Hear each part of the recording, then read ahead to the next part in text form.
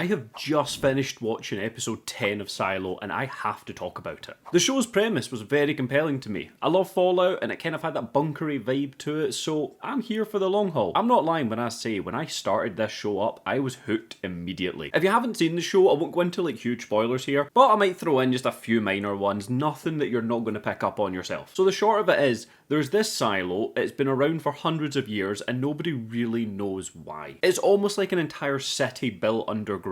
You've got a mayor, you've got the law, you've got everyone doing their day-to-day jobs and just running the silo and creating this city. There's 10,000 plus people here, they do mention that in one episode, but no one really knows what happened before the silo. Through generations, that information's just been lost. And we do find relics throughout the show, and those relics are things that we have in today's age. You know, one of the main ones they focus on is just a Pez dispenser. And although the Pez dispenser's a relic from hundreds of years ago, I would call it a relic nowadays. I don't remember the last time I had a Pez dispenser. I don't think I would, it would look weird, but man, they were cool. You got some cool Pez dispensers. And when this show opens up, so Rebecca Ferguson is in the posters for it, and she's the lead, but the movie does this kind of psycho-style bait and switch, where we're not following her from the start. There's a couple of episodes to set up the show, and then she comes in and just takes over in every possible way. And those first couple episodes aren't bad by any means. They are a strong setup here. We open up this show on Allison and Sheriff Holston.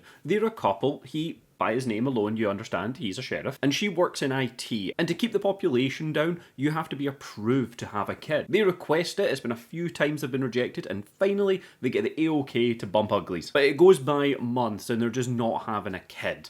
Things are starting to get a little bit fishy. Allison, working in IT, comes across a hard drive, and this hard drive has a lot of documents that people don't want her to see. They have like the blueprints for the silo and a lot of information that is just not public knowledge. If you're found with a relic that's not been assigned to you or been like signed off, yeah, you get sent out to clean. What that means is that you're kicked out of this silo. And when they say clean, you're given the gear to leave the silo, but you're given a cloth to clean the one camera that they have that faces the outside world, and it is up to you whether you do or not. You don't have to, but people do. And that also adds to curiosity of the show, because people go out with the premise that they're not going to clean, but when they do, everybody cleans the camera and people don't quite understand why. So with Allison having this hard drive, her curiosity goes into hyperdrive and she wants to understand everything that's going on and wants to reveal the truth of this silo. But if she's caught with it, she's going to be sent outside to clean and essentially die, because people do not survive outside the silo. So the show is very much a mystery for all of it, and what it does fantastically well is it's all about questions and answers throughout the entire show. And it doesn't even need to be a character necessarily questioning something. Even as much as someone higher up making a passing comment which just sounds a little off, that alone puts a question in your head and you're wanting more answers from it. Throughout the full first season, the show from the get-go to the very end just feels like it is constantly evolving and expanding on this world. It's delivered to you in such a natural way. It's got a very see don't tell vibe to it. Don't get me wrong, some information is told to you, but a lot of it is just you getting the kind of vibe of this silo and understanding how they operate. I love that it is a very believable structure, in the sense of the world, granted, but the fact there's a community here, and the silo is built on that kind of tier system, where you go up the floors, and the higher up the floor you are, the kind of better off you are. It's got that kind of class system to it. So with Allison being given the A-OK to have kids, what that comes with is getting her own contraceptive kind of implant removed. They don't go further on that, but it's very clear that all women get this, and it's only removed when they're allowed to have kids. It's moments like that I mean by show don't tell. Like, the world is set up so naturally, where it's up to you as the audience to also pick up on these things. It is not a show that is going to just hold your hand through every single beat and make sure you caught everything. Don't get me wrong, if you miss one of these things, it's not going to ruin the show down the road because you didn't pick up on it. But it's just those small little elements that add into the world building so beautifully here. Turns out though, for Allison, they gave her the A-OK and they didn't actually remove her implant. And she's very stuck on this because while she's curious about the hard drive and clearly now realising they've not taken out her implant, so she wants to know what the fuck's going on, her man is very by the book, well, the pact as they call it. He is the sheriff and he's a law-abiding sheriff at that. You know, he's not one to bend the rules. He immediately does not want Alice investigating things, and when they find this out, she then leaves. It's okay. It's okay. I want to go out!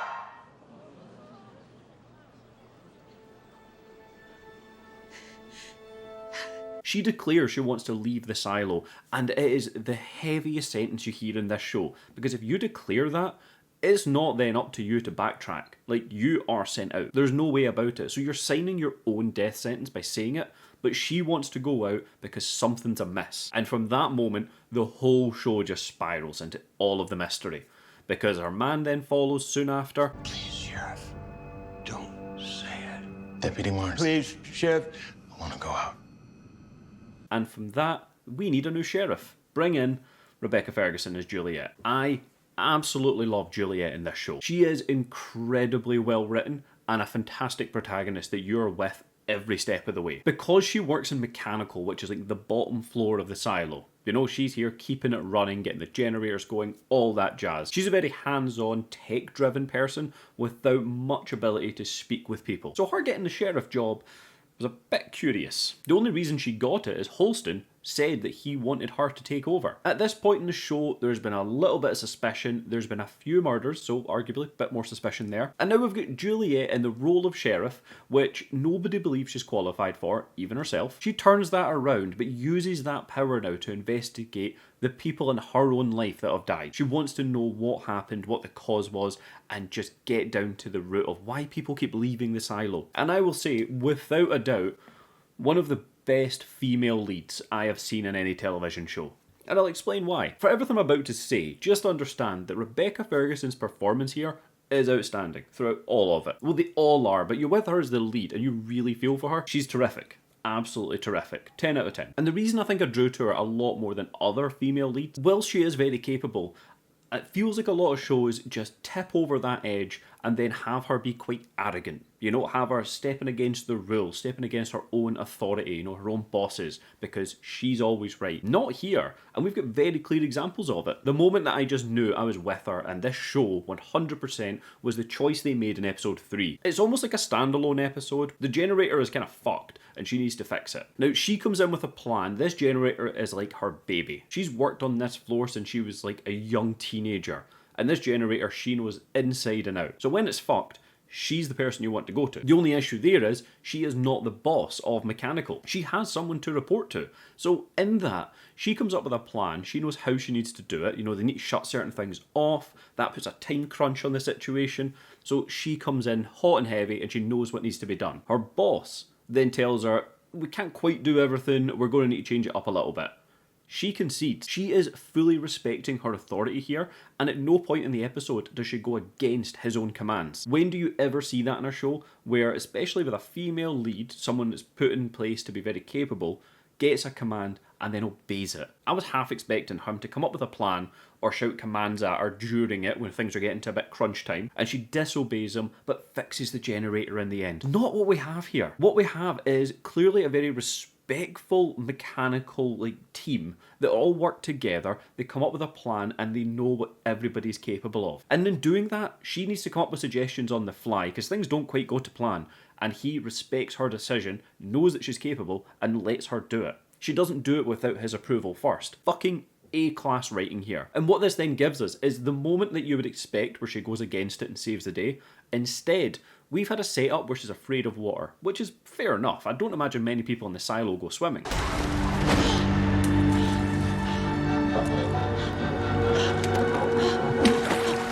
And in saving the generator, she then has to face her own fear. So it's not a battle against any authority figure, it's an internal battle for her that she'll overcome. And at that moment on, I was with Juliette. I mean, also, there's clearly worse people to be stuck in a silo with, like, let's be honest. But at the same time, as a character, couldn't have wanted more. Now she is in the sheriff's job and she is looking further into the mystery. And what we have is all these authority figures who are a little bit cloak and dagger. Some pretend to be nice when really they're not. Don't get me wrong, that is a little on the nose. Like, you could probably guess who is up to something, but it's what they're up to and what their motives are that by the end of this show, you don't have a fucking clue. And I mean that in like the best of ways. You know, we've got a season 2 coming. This season ends in a fucking great note, but not all your questions are answered. In fact, some of the questions you have and the train of thought you're on is completely subverted by the show's end, and you don't really have a fucking clue where it's going, or the history of the silo. But what I would like to see, and one of my issues I do have,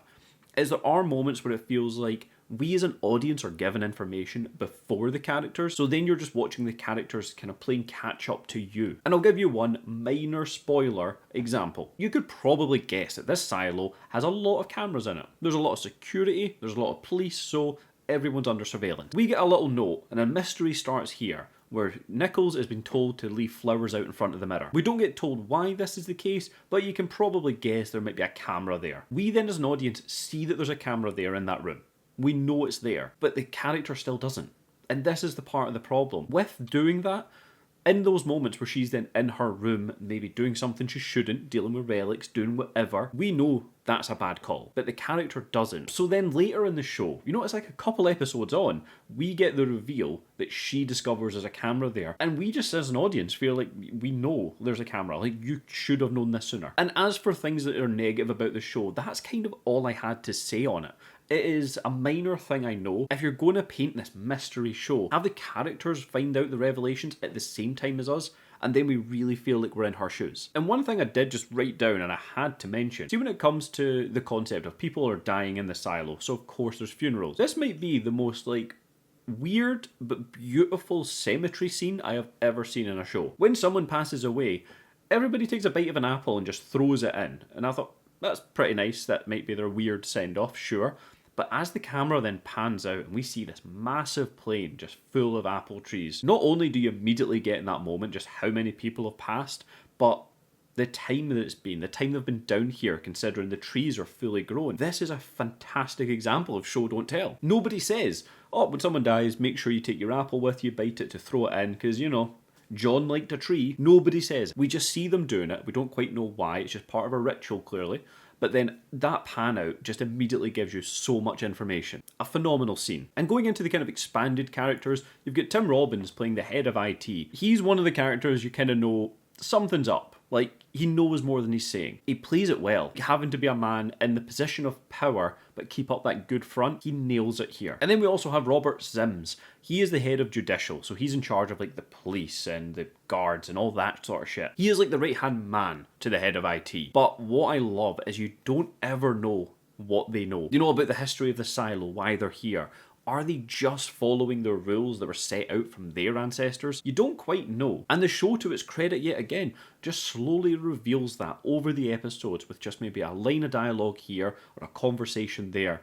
And we start to get the full picture. Well, almost the full picture. Nichols, being sheriff, gets a right-hand man and he is incredible. I really liked him as a character. She gets put with this kind of rookie Billings. Now, he was put in the position from Sims, so you kind of think, and rightfully so, he may be a spy, he's there to get all the information he can on whatever Nichols is up to, which is fair because Sims put him in place. So Nichols is already on edge with him and keeps wanting to do things on her own. Again, not having the trust and not having the personal skills come together to create that very believable conversation. But although he's been put in this position by Sims, he is a man of the pack. Like, he is there to follow the rules to a T. However, there is something in the silo called the syndrome. It's this condition that affects people and it's never really expanded on because they probably don't know exactly what it is. It affects you physically to start with, you know, you shake under stress, but then it gets your nervous system, it gets your cognitive functions. It just kind of shuts down your body over time. And if you have the syndrome,